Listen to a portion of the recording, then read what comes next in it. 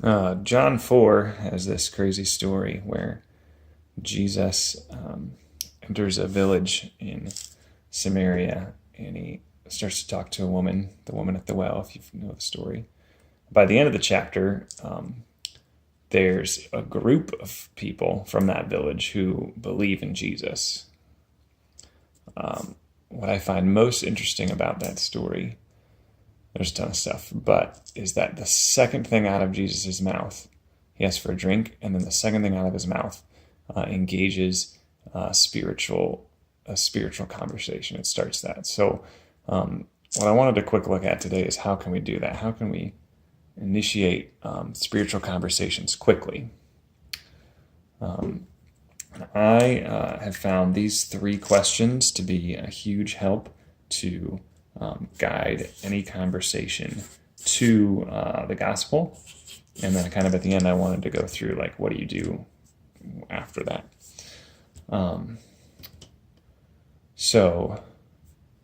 We've all maybe, I know I've watched some evangelism videos or gone to trainings that it feels like unless you bring the absolute best A game to the table every single time, like people aren't going to get saved. If you don't have the exact right illustration to use at the right time or the exact right verse to come up with, and that just puts so much pressure. To me, it was crippling for many years. So what these three questions are just, hey, let's keep it simple. If you use these three things to guide a conversation, God can really use that.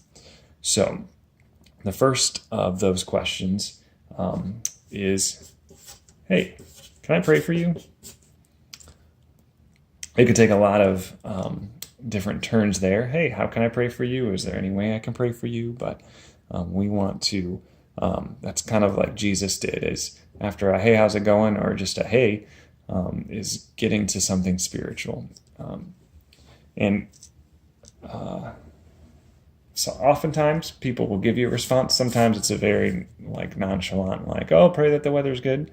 But sometimes it's a real need. And whatever that is, just engage them in that. Find out more about it. Even if they just pray for good weather, ask why they want that. And so both ask for prayer, and then after you do that, look to pray. Ask if they'd be comfortable and say, hey, could I say a quick one-sentence prayer? Could I just pray quick for that? Make sure it's short and not religious-y, but just that you really want to pray for that.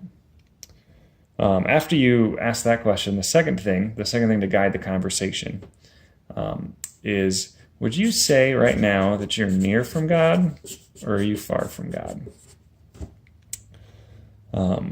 Coming out of actually caring for them and praying for them, it's not a weird question.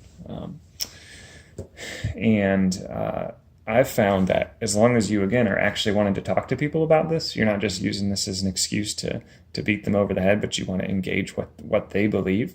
Eventually, we want to get to what we believe, but if we want to engage with what they believe, that actually opens up the conversation.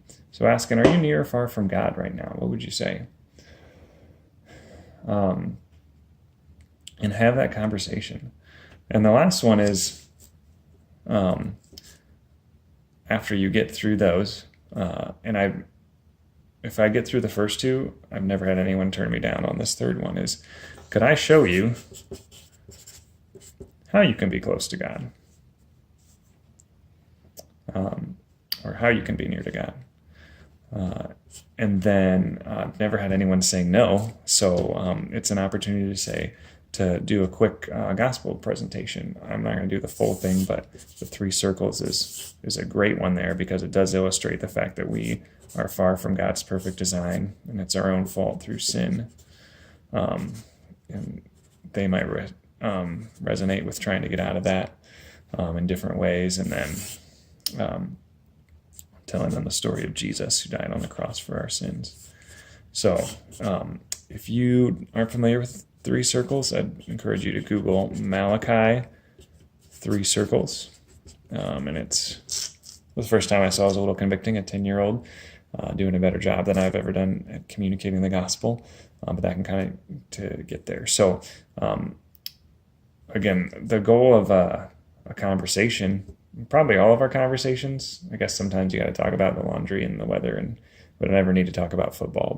But we should seek to move people closer to Jesus through our words and through our actions. So these are 3 questions, and they're really open-ended because they work in a lot of different settings. But asking how you could pray for somebody, asking if they're near or far from God and engaging them in a conversation about that, and then asking if you can show them how you believe you can be closer to God.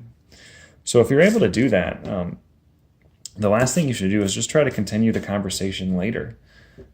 If somebody, you found out through this that they are a Christian, it's an opportunity to train them. If they are a Christian. If you found out that they are somewhat interested, but not really ready to follow Jesus, it's an opportunity to do a discovery Bible study.